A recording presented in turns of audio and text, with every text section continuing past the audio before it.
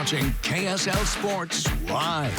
We are your home for football, and we are loaded again tonight. We look back at wins by the Utes and Cougars on Saturday. Yeah, we'll also show you the first hockey games played by players in a Utah Hockey Club sweater and a professional team bringing a championship to Utah. 3 games, 3 wins so far for the Utes to start the season. Saturday's win over Utah State, though, didn't give Utah much help in the national rankings, but it also didn't hurt. The Utes stay put at number 12 in the AP national rankings. There is a new number 1, though. Texas jumps ahead of Georgia for that top spot. So no Cam Rising didn't turn out to be a problem, right? Although the Utes, they weren't totally sure what they were going to get on Saturday. Rising was in uniform, warming up before the game. I guess maybe ready to go if there was an emergency. But this was Isaac Wilson's time, no doubt. He became the 5th true freshman quarterback to start a game in Utah history, the first in 12 years. He started slow, but he would get comfortable in the second quarter, throwing touchdown passes to Money Parks and to Caleb Lohner to help them take the lead. Wilson finished the game 20 for 33, 239 yards, and 3 touchdowns with just 1 interception. The 3 touchdowns, a Utah record for a true freshman in the game as well. It's getting over that ridge of being nervous, I feel like. I'm confident. I feel composed throughout the game. And leaning on my offensive line, wide receivers, and running backs. I'm not going to lie, playing in a hostile environment is pretty fun.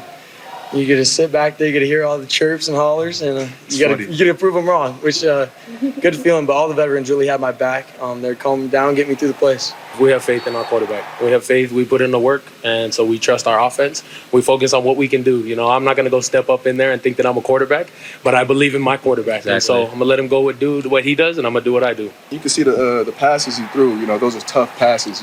That's when he's comfortable. When he's comfortable, he's going to make plays like that every single time. Me blush. Great to see Isaac Wilson settle in and look like a real Power 4 quarterback. We're hoping, obviously, we get Cam back this week, and that's the plan.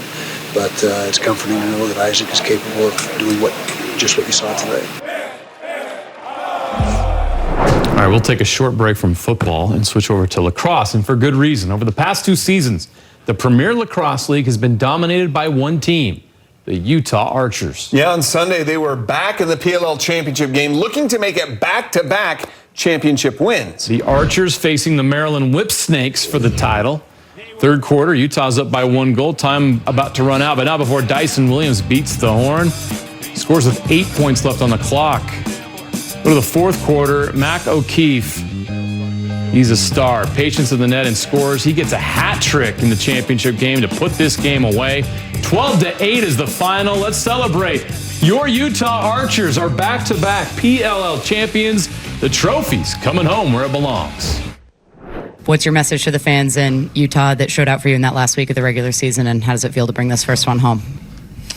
Let's raise another banner there. You know what I mean? I genuinely believe that Utah was a difference maker for us in this season. I genuinely do. That weekend for us helped us turn the corner. That crowd and that city and that community, how they supported us, it made a difference. So we've said it loud and proud, like, we are Utah Archers now. And, you know, for those of the community listening, like, we're excited to be back and raise the banner. I won't use the F word, but, you know, and for them to share in it. Like, they've got a championship. They've got another championship for another year. And that's pretty cool for Utah. So cheers to them. Congrats to the Archers making us proud, and it's great to see professional lacrosse continue to grow, and right here in Utah. Time for a quick timeout. More football's on the way. Nice catch made by Chase Roberts. We look back at BYU's blowout win in the High Plains of Laramie. What did we learn about the Cougars in a 34-14 win at 7,220 feet above sea level? This week he wasn't our teammate. More from the Battle of the Brothers. Bryson Barnes, he faced his old teammates. And why was the Utah defense struggling against him early on? Sly will be joining us for that, and we have reached the halfway point of the high school football season. We celebrate with another exciting edition of the Game Night Live highlight reel. I can't believe we're halfway through with the season. That's crazy. Go ahead and pull out your mobile device real quick, too, before you hit this commercial break. Scan that QR code and download the free KSL Sports app, your home for all things high school football in this state. We'll be right back after this. You're watching KSL Sports Live. Taking it out from 2 yards deep. Marion To the 20, the 25, big hole for Marion. Coming right side, like make it left side. Marion cutting inside 30, 25, 20, 15, 10, 5, touchdown! Get him some oxygen. BYU's first kickoff return for a touchdown in 10 years. Adam Heaney in 2014, the last to do it. Keelan Marion his return helped break the game open in a 34-14 Cougar victory in Laramie last night. Well, did you know that the last BYU player to return a kick 100 or more yards for a score was James Dye in 1996? It's true. We found it in the KSL Sports archive. He was also about a yard deep in BYU's game against UTEP when he did this. James Dye is on his way. James Dye is going to travel the distance. Touchdown, BYU. Yeah, the most electric returner in BYU history. Dye also returned a school record 4 punts for scores in his career. Oh, poor UTEP. Womp womp. All right. In some years, a trip to Laramie can be a tough proposition. They were 7-0 at home last season. Yeah, but BYU returned home from the High Plains with a 20-point win, and now the Cougars are 3-0, entering a massive game Saturday in Provo against the 13th-ranked Kansas State Wildcats. Offensive coordinator Aaron Roderick said turnovers won't be tolerated for very long in Provo, and Jake Retzlaff, he started with a pick in that game on Saturday night, but he came back nicely with 291 yards and 3 touchdowns. Chase Roberts with 6 of those catches for 129 yards, and Jack Kelly getting his second sack of the season, leading a Cougar defense that held Wyoming to just 217 total yards. A 3-0 start, just where the Cougars want to be as they begin that gauntlet that is Big 12 play. Happy we're 3-0, and proud of the team. Thought the energy, effort, all the stuff that we want from our guys showed up, and it didn't go perfectly, but some really good things to work on and some really good things to get better. I feel like we got better from last week to this week, and looking forward to making an improvement from this week to the next.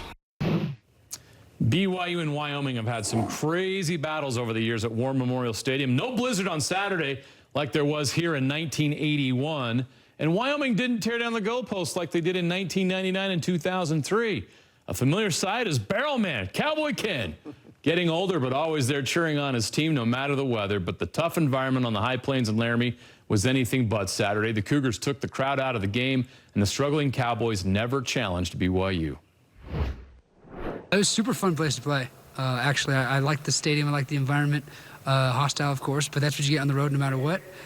We did a good job getting out front early, so we didn't have to hear the worst of it. I think that's key. They want their team to win, but our interaction with the Wyoming fans are awesome. They just love their team so much, and so they should be proud of their team.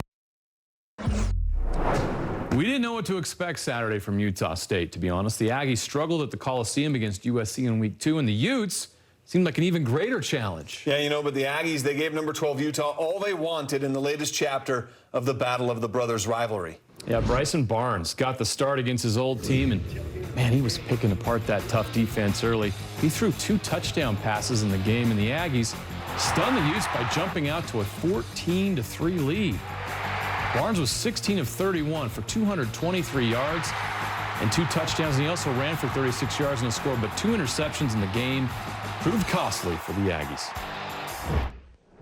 Practiced against Bryson, so we kind of seen it with our own eyes, so we know what he's capable of and what he can do. So I feel like nothing today really surprised me. I love you, man.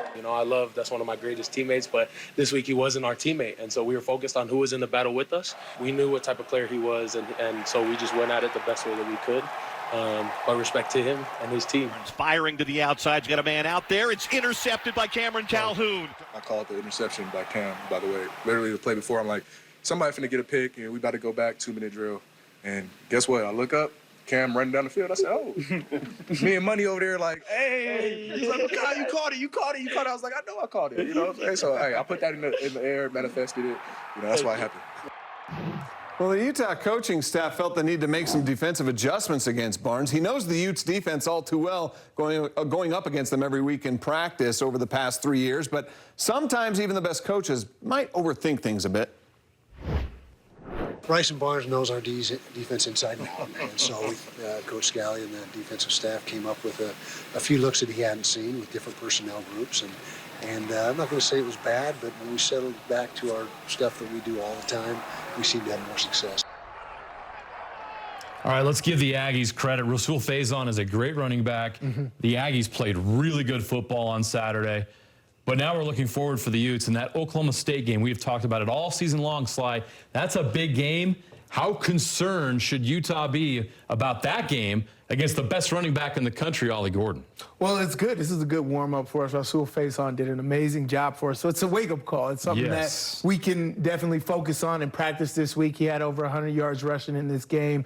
And it's something that we're definitely going to have to face next week against the Doak Walker winner from last year.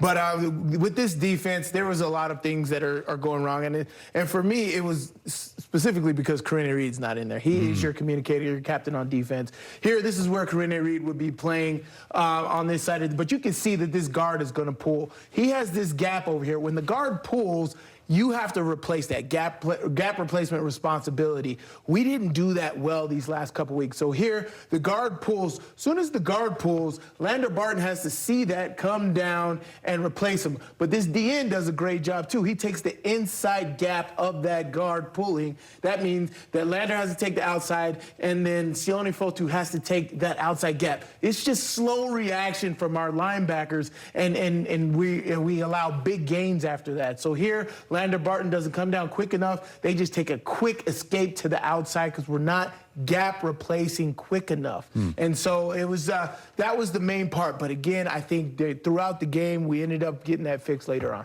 Okay, but they still got the win, right? Yes. And the standard's always set high at you. They got the win, though, and there's still some positives to take away from this game, too. Yeah, I mean, the biggest positive's got to be Isaac Wilson. We got he coming in, true freshman, and all the things we've been hearing in the offseason, you definitely got to see it on display in that game in a great situation, right? Utah State played well, and then he just came to play in that later on in that game.